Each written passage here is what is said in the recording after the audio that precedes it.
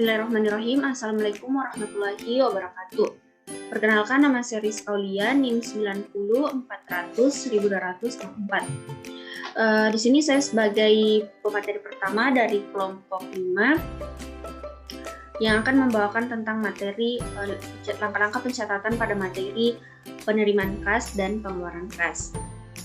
Nah, yang pertama itu mengenai penerimaan kas atau reserve money, di mana reserve money itu sendiri merupakan suatu pencatatan transaksi yang tidak berhubungan dengan penjualan maupun penerimaan piutang. Nah, dapat dilihat di sini bahwa pada perusahaan Mutiara Furniture, pada penerimaan kasnya itu terdapat dua transaksi. Yang pertama, pada tanggal 20 Januari, pemilik perusahaan melakukan penambahan modal sebesar 10 juta dan langsung ditransfer ke rekening Bank Diamond. Nah, langkah-langkah pencatatannya itu pada tampilan Command Center di sini kita pilih modul banking, kemudian reserve money. Nah, setelah itu pada deposit to account kita klik drop down, kemudian kita pilih Bank Diamond. Setelah itu kita use account. Nah, pada kolom payor kita kosongkan karena perusahaan tidak terdaftar pada card file. Selanjutnya pada amount receive kita isi sebesar 10 juta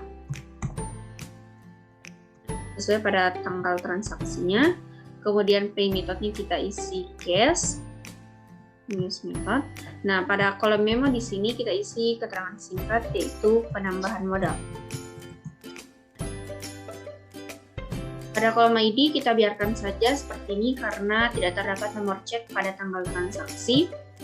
Kemudian pada kolom date kita isi tanggal 20 Januari 2020. Nah, setelah itu pada kolom account di sini kita pilih modal usaha, yaitu modal usaha, kemudian use account. Nah, pada kolom amount di sini otomatis akan terisi sendiri sesuai dengan amount receive yang tadi diisi sebelumnya. Nah, untuk melihat kebenaran pada jurnal, kita dapat Ctrl R. Nah, dapat dilihat di sini jurnalnya mendebit Bank Diamond dan mengkredit modal usaha. Kemudian kita klik OK, kemudian record. Nah, selanjutnya pada transaksi yang kedua, yaitu pada tanggal 30 Januari, perusahaan menyetorkan sebagian dana yang ada di kas ke Bank Agraha sebesar 7 juta. Nah, pada deposit to account ini kita klik drop down, kemudian kita pilih Bank Agraha, kemudian use account. Pada kolom payor kita tetap kosongkan karena perusahaan tidak terdaftar pada card file. Kemudian amount receive-nya kita isi sebesar 7 juta sesuai pada tanggal transaksinya. 7 juta. Selanjutnya pay methodnya kita isi cash. Pada kolom memo kita isi keterangannya dengan setoran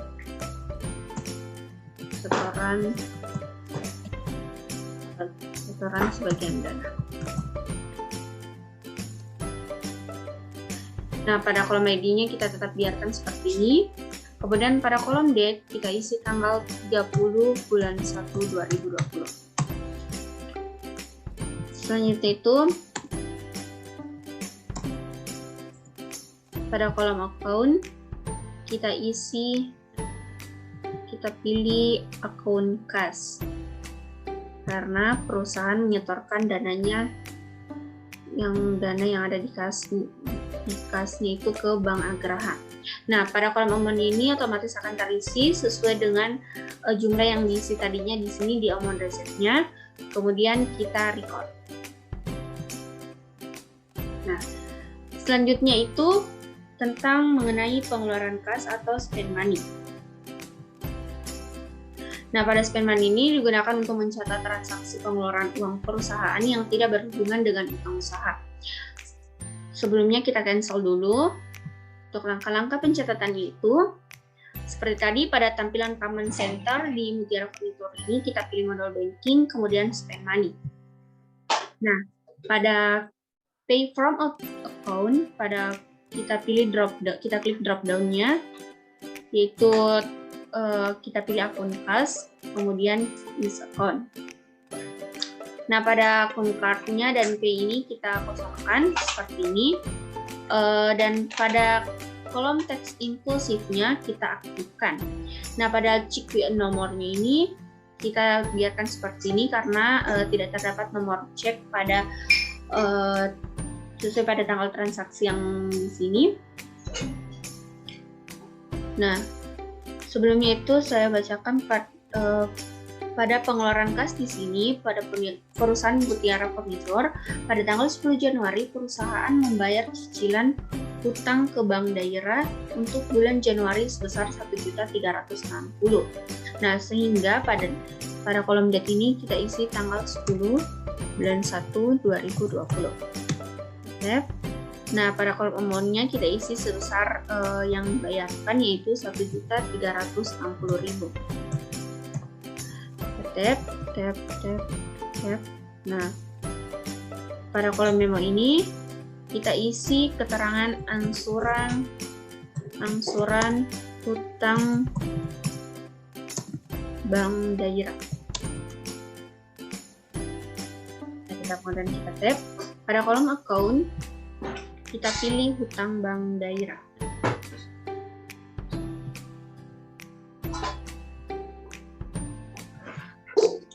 Kemudian kita use account. Nah, pada kolom memo di sini otomatis akan terisi sesuai pada amount yang diisi tadi. Kita tap.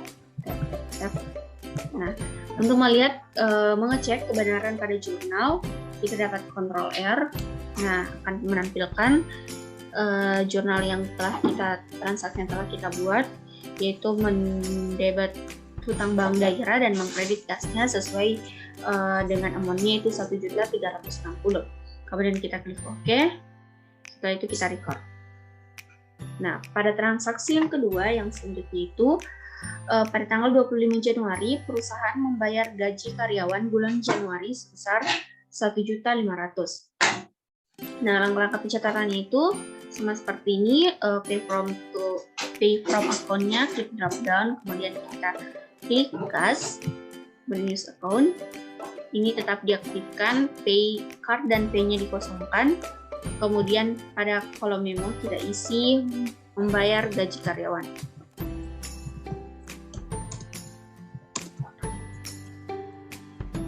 Nomornya kita tetapkan seperti ini karena tidak terdaftar nomor cek pada transaksi. Kemudian kolom date kita ubah menjadi tanggal 25 bulan 1 2020. Pada kolom memo kita isi sebesar 1.500.000 sesuai dengan yang dibayarkannya. Nah, pada kolom account di sini kita pilih gaji karyawan.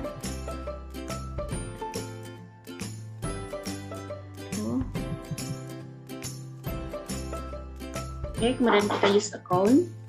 Pada kolom amount di sini otomatis akan terisi sesuai dengan amount yang diisi sebelumnya yaitu 1.500.000. Kita tap. Nah, untuk melihat kebenaran pada jurnal ini kita dapat Ctrl R. Nah, setelah itu dapat menampilkan jurnal yang telah dibuat sesuai dengan transaksi pada tanggal 25 Januari. Kemudian kita klik OK. Setelah itu untuk menyimpan transaksi tersebut dapat kita record. Nah, seperti itu. Baik, itulah tadi yang dapat saya paparkan mengenai materi tentang penerimaan kas dan pengeluaran kas, reserve money dan spend money. Kurang dan lebihnya mohon dimaafkan. Wassalamualaikum warahmatullahi wabarakatuh.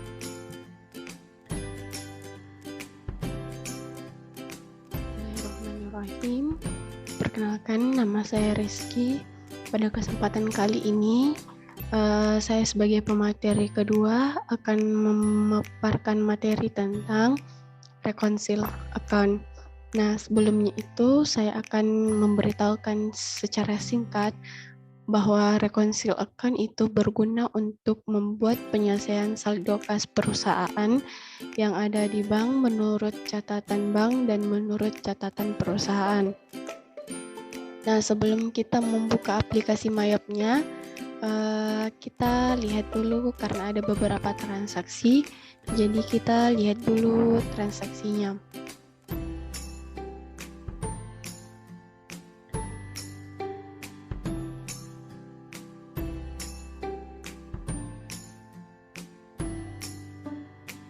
Nah, di sini mengatakan bahwa Mutiara Furnitur mempunyai 2 akun bank, yaitu Bank Agraha dan Bank Diamond. Pada tanggal 13, pada tanggal 13 Januari, perusahaan menerima rekening koran dari kedua bank tersebut.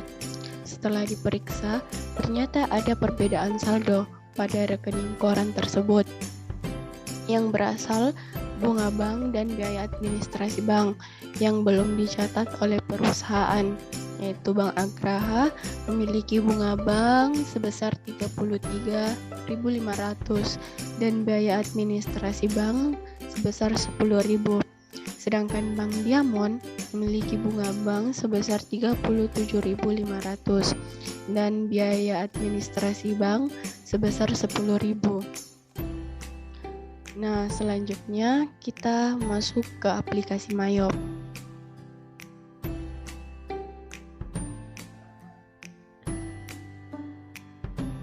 Nah, setelah tertampil jendela Command Center, kita pilih modul banking. Nah, setelah kita memilih modul banking, kita klik reconcile account.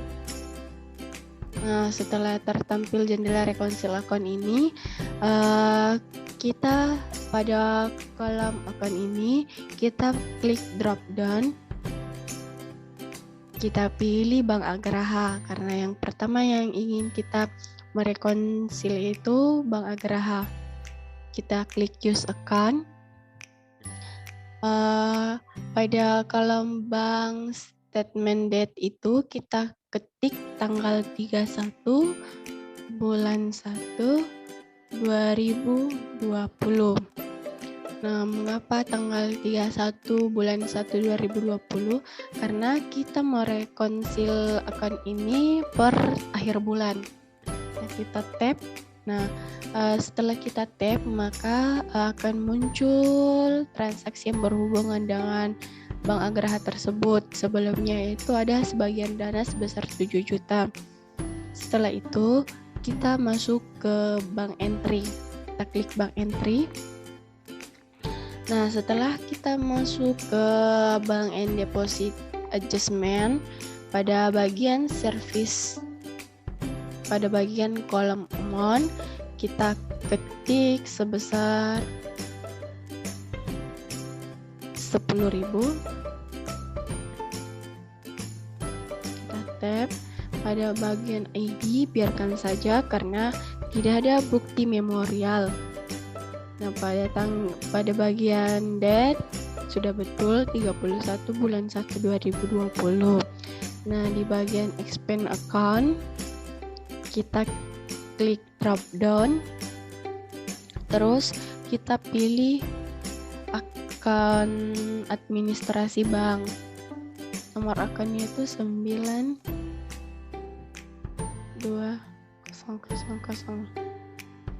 Kita klik use account. Nah, pada bagian memo kita ketik biaya administrasi bank. Biaya administrasi Bank Agraha.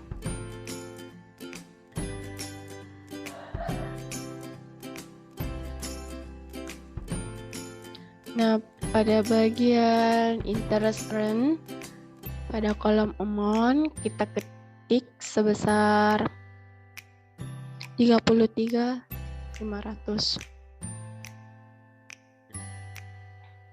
Kita tap, ID-nya sama seperti yang di atas dan tanggalnya juga. Pada income account ini kita pilih pendapatan bunga. Nomor akunnya itu 1000. Kita kita use account. Nah, pada bagian memo kita ketik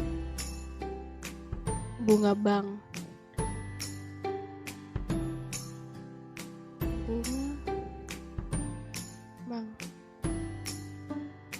Nah, setelah semuanya diisi, kita klik record. Nah, setelah tertampil seperti ini, jangan lupa kita untuk menceklis yang sebagian dana supaya nanti dia tercatat dan balance. Nah, setelah itu ternyata di new statement balance ini masih 27 juta. Nah, sekarang kita ubah di new statement balance ini menjadi 27 juta 23.500. 27 juta 23.500.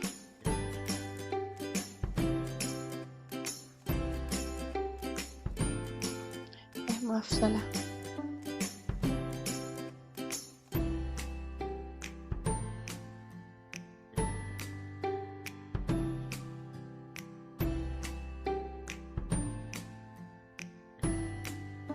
Nah, jika setelah di tab, maka out of balance-nya akan berubah menjadi 0.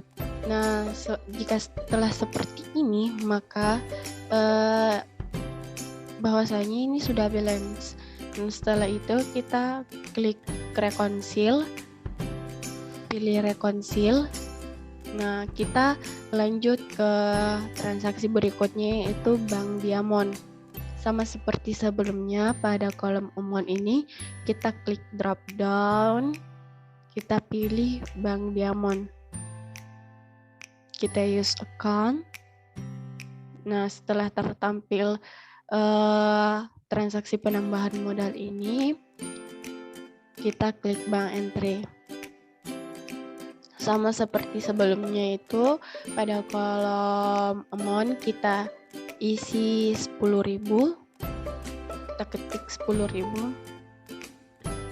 kita tap ID-nya, biarkan saja tanggalnya sudah betul 31 bulan 1 2020. Expense account-nya itu sama seperti yang tadi. Nah, pada kolom memo ini kita ketik biaya administrasi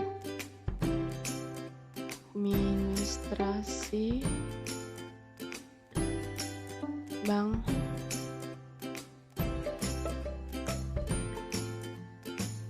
Diamond.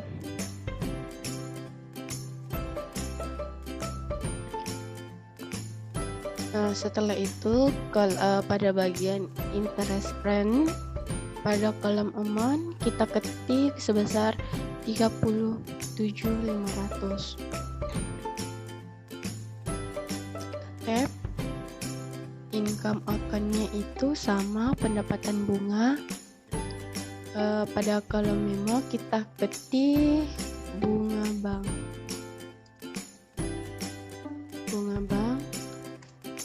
Nah, setelah kita isi semuanya, kita record. Nah, setelah tertampil di sini, jangan lupa untuk menceklis yang penambahan modal. Kita checklist. Nah, di sini di out of balance-nya masih 27.500. Nah, pada kolom new statement balance-nya kita ketik ulang 35.027.500 agar out of balance-nya 0. Nah, sekarang out of balance-nya sudah 0, artinya sudah balance. Nah, setelah itu kita klik reconcile dan pilih reconcile lagi. Nah, itulah tadi materi tentang reconcile account. Nah, mudah-mudahan teman-teman sekalian bisa paham. Kurang dan lebihnya mohon dimaafkan. Saya alihkan ke pemateri ketiga.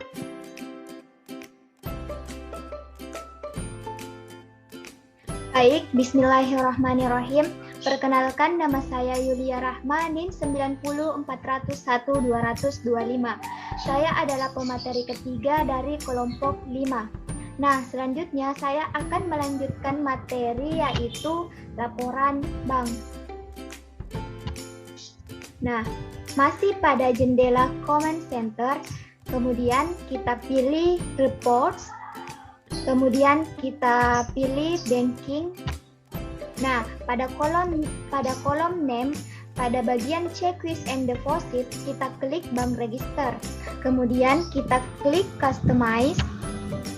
Nah, pada kolom date from, kita ubah tanggalnya menjadi tanggal 1 bulan 1 2020 to 31 bulan 1 2020. Kemudian kita klik display. Nah, akan muncullah laporan bank yang telah kita buat sebelumnya. Nah, jika kita ingin mengirim laporan bank ini, kita bisa klik send to. Kita bisa pilih dalam format Excel, PDF, dan bisa kita kirim melalui email. Nah, ketika kita ingin mencetak laporan bank tersebut, kita bisa klik print yang ada di bawah ini.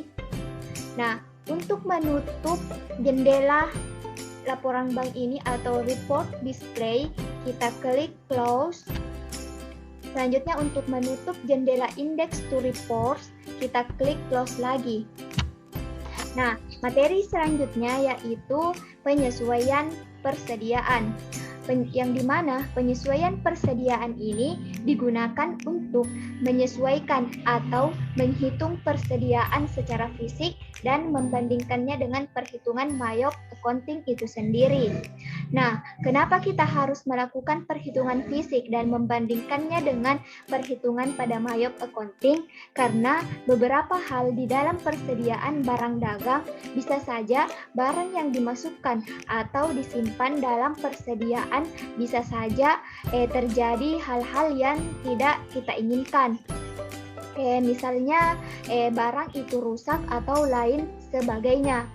Bisa kita lihat contohnya pada modul, yaitu pada tanggal 31 Januari, perusahaan melakukan stok perhitungan fisik persediaan dan menemukan 1 buah kursi kerja yang rusak.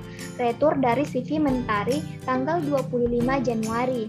Barang tersebut harus dikeluarkan dari daftar persediaan. Untuk itu perlu dilakukan penyesuaian. Nah, langkah-langkah untuk melakukan penyesuaian persediaan yaitu masih pada jendela Command Center, kita pilih modul inventory. Nah, pada modul inventory ini kita klik account inventory. Nah, kita lihat pada kursi kerja. Kita lihat stok persediaan pada kursi kerja yaitu terdiri atas 2 buah atau 2 unit. Nah, setelah melakukan pemeriksaan fisik, ternyata telah ditemukan 1 kursi kerja yang rusak. 1 buah kursi kerja yang rusak. Berarti masih ada 1 kursi kerja yang masih bagus. Nah, di kolom counted ini kita ubah kuantitinya menjadi 1 untuk kursi kerja yang masih bagus. Sehingga pada kolom difference akan muncul selisihnya di kolom difference dengan kita tekan tab. Nah, akan muncullah selisihnya yaitu min 1. Kemudian kita klik adjust inventory. Nah, pada default adjustment account kita pilih harga pokok barang dagang dengan nomor akun 5.000. Kemudian kita klik use account. Kemudian kita klik continue. Nah, pada kolom date kita ubah tanggalnya menjadi tanggal 31 bulan 1 2020. Tekan tab. Pada memo kita ketik penyesuaian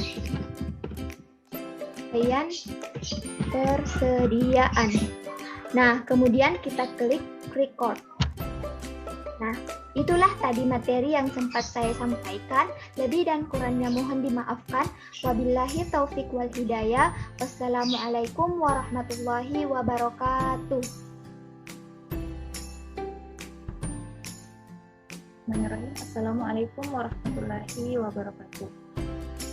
Perkenalkan, nama saya Rindi Antika Sari, NIM 9041210026. Nah, di sini saya akan menjelaskan materi dari kelompok kami, yaitu salah satunya yaitu bill item. Nah, langsung saja, seperti yang kita ketahui bahwa bill item digunakan untuk menggabungkan beberapa item barang menjadi satu barang baru. Nah, contohnya, pada tanggal 30 Januari, perusahaan membuat paket barang yang diberi nama paket office, yang terdiri dari beberapa item barang yaitu satu meja kerja, satu kursi kerja, satu rak buku, dan satu meja komputer. Nah, caranya, yang pertama, kita harus terlebih paket office di inventory item list. Nah, caranya, dari command center, kita pilih modul inventory, kemudian kita masuk pada item list. Nah, pada item list ini kita belum melihat ada paket office. Nah, jadi yang pertama kita harus membuat paket office. Nah, caranya kita klik di sini new. Kemudian pada item number kita tulis 008 karena paket terakhirnya atau item list yang terakhir yaitu 007. Kita enter. Kemudian nama kita tulis paket office.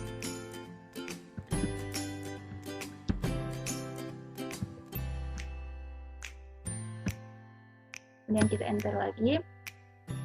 Nah, jika ke bawah ini kita klik karena barang ini akan kita jual kembali, yaitu kita klik I buy this item, I sell this item, dan I inventory this item. Nah, yang di sini harga pada I buy this item sudah terpilih harga pokok barang dagang. Kemudian I sell this item terpilih di sini penjualan, kemudian I inventory this item di sini persediaan barang dagang. Kemudian kita masuk pada buying detailnya. Nah, pada buying detailnya di sini pada teks kodenya kita pilih PPN atau pajak penambahan nilai. Kemudian buying unit of measure-nya kita pilih unit, kemudian number-nya kita pilih 1. Kemudian kita masuk di selling detailnya. Seperti tadi, teks kodenya kita pilih PPN atau pajak pertambahan nilai. Kemudian pada numbernya kita pilih 1. Setelah itu kita klik OK. Nah, pada item listnya ini sudah tertera paket office, namun pada on hand-nya masih dalam quantity 0. Jadi caranya kita isi barang yaitu satu meja kerja, satu kursi kerja, satu rak buku, dan satu meja komputer. Kita harus masuk pada buying detail. Nah, caranya kita close terlebih dahulu. Kemudian kita masuk pada buy item. Nah, pada tanggalnya di sini kita masukkan tanggal transaksi. Nah, tanggal transaksinya di sini kita lihat pada soal, yaitu pada tanggal 30 Januari. Jadi pada tanggalnya atau datanya kita tulis tanggal 30 Januari 2020.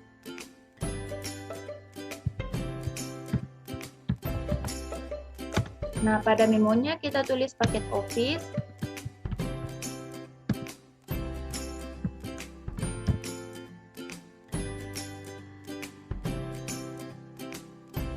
Nah, pada item number kita masukkan semua barang yang akan kita jadikan satu paket, yaitu paket office.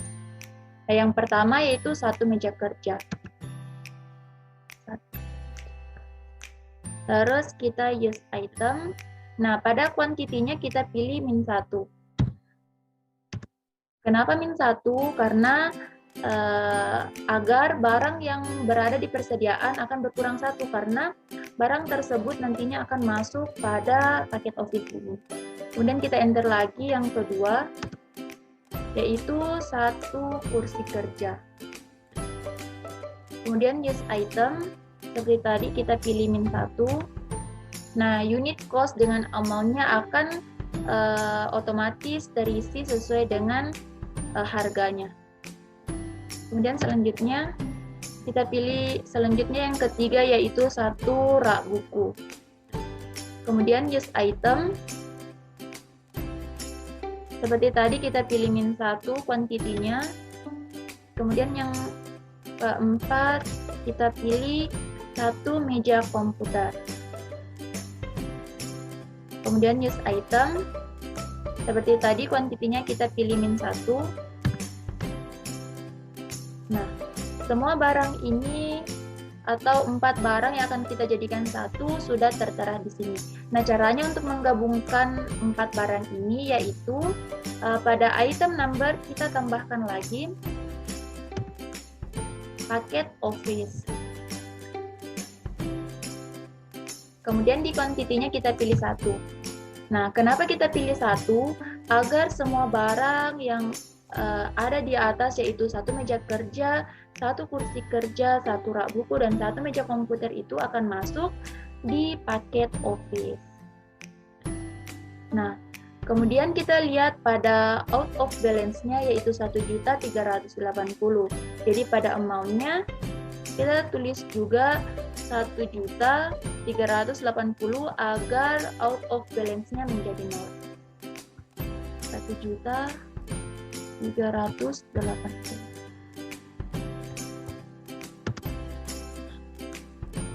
Maka bisa kita lihat di sini out of balance-nya sudah jadi 0. Nah, untuk melihat transaksinya kita tinggal klik Ctrl R. Nah, seperti ini. Jadi paket office-nya akan mendebit sebesar 1.380.000, sedangkan meja komputer, kursi kerja, rak buku, dan meja komputer akan mengkredit. Kemudian kita klik OK. Setelah itu, kalau kita sudah menganggap bahwa transaksi ini sudah benar, kemudian kita record.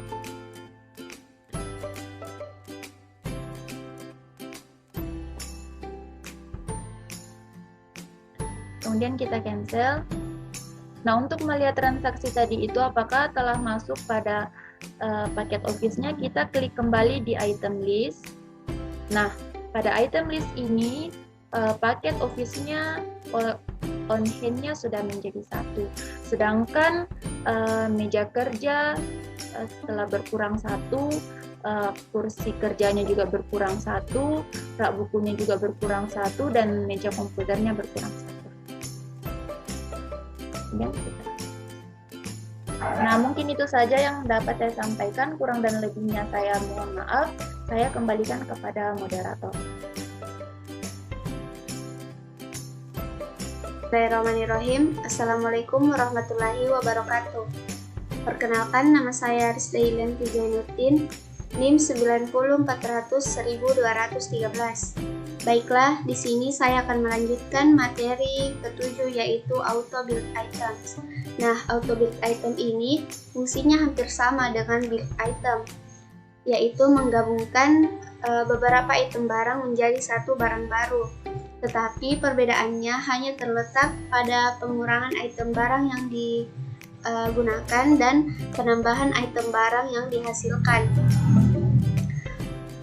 Fungsi ini juga bisa digunakan jika transaksi penggabungan barang sudah sering dilakukan dengan komponen dan kuantitas barang yang tidak terlalu banyak berubah. Baiklah, langsung saja kita ke langkah-langkahnya.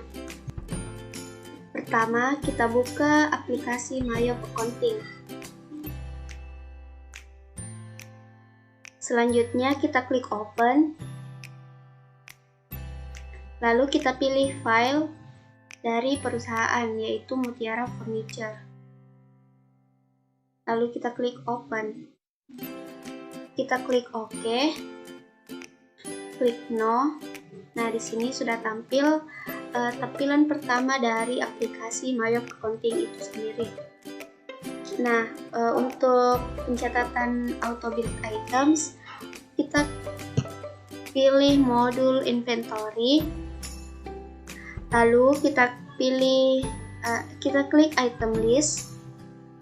Nah, di sini kita klik tanda panah di sebelah kiri item paket office. Lalu kita pilih kolom auto build. Nah, pada kolom minimum level for restocking alert ini digunakan untuk memasukkan jumlah minimal barang yang masih ada sebelum dilakukan pemesanan barang kembali. Nah, di sini kita ketik 1 atau kita isikan 1. Selanjutnya kita klik edit list yang di sini. Nah, selanjutnya kita klik kolom item number. Nah, di sini kita klik drop down, lalu kita pilih item meja kerja. Selanjutnya kita klik use item. Lalu kuantitinya kita isikan 1. Lalu kita tekan tab untuk mengisi item-item selanjutnya. Nah, di sini kita klik drop down. Setelah itu kita pilih item meja komputer.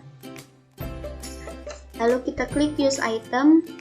Nah, kuantitinya masih sama, kita isi 1. Selanjutnya kita tekan tab. Lalu kita klik drop down. Selanjutnya kita pilih item rak buku. Lalu kita klik use item. Nah, pada kuantitinya kita ketik 1. Setelah itu kita klik OK. Nah, di sini sudah tampil item-itemnya. Lalu kita klik OK. Ignore all. Setelah itu kita close untuk menutup jendela item list. Selanjutnya kita kembali ke command center. Masih dalam modul inventory, kita klik auto build items. Nah, di sini quantity to build-nya kita masukkan quantity paket yang akan dibuat, misalkan 1. Setelah itu kita klik build items. Nah, di sini untuk tanggal dan memonya kita tidak usah ubah. Nah, di sini sudah tampil persediaan apa saja yang berkurang. Nah, di sini pada out of balance-nya 0. Jika sudah 0 berarti sudah balance. Selanjutnya kita klik record. Nah, untuk melihat transaksinya atau bukti transaksinya, kita bisa pilih menu transaction journal. Lalu kita pilih all. Nah, di sini sudah tampil transaksi dari auto build items itu sendiri. Di sini dapat kita lihat apa-apa saja yang didebit dan apa saja yang dikredit.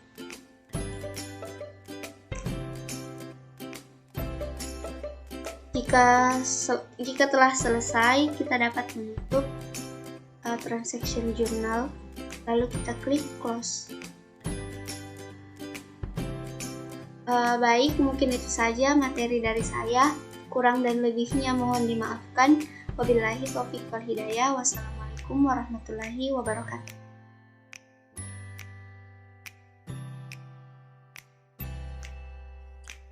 Perkenalkan, nama saya Andi Nurfiki dengan NIM 90400120003 akan membawakan materi mengenai laporan persediaan. Laporan persediaan barang adalah suatu laporan yang menyajikan tentang data-data barang yang keluar dan masuk dalam suatu perusahaan. Hal ini penting sekali bagi perusahaan yang bergerak dalam bidang perdagangan untuk melakukan pengecekan barang yang tersedia dan barang-barang yang akan habis persediaannya. Hal ini perlu dilakukan agar kinerja perusahaan dapat lebih optimal dalam melakukan tugas-tugasnya sehingga dapat memenuhi order dari pemesanan. Untuk melihat rekapitulasi semua transaksi yang berhubungan dengan persediaan, kita dapat membuka laporan persediaan dengan berbagai pilihan periode yang diinginkan. Untuk itu, kita harus membuka aplikasi Mayop. Dari command center, klik report, lalu pilih inventory.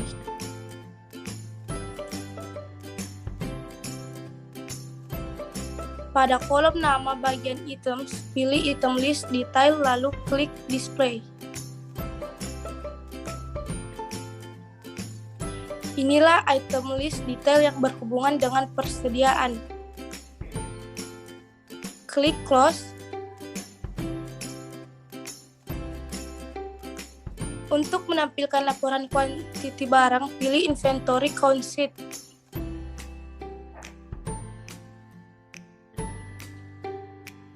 Untuk mencetak laporan, klik tombol print. Untuk mengirim laporan ke program lain, klik send to Excel.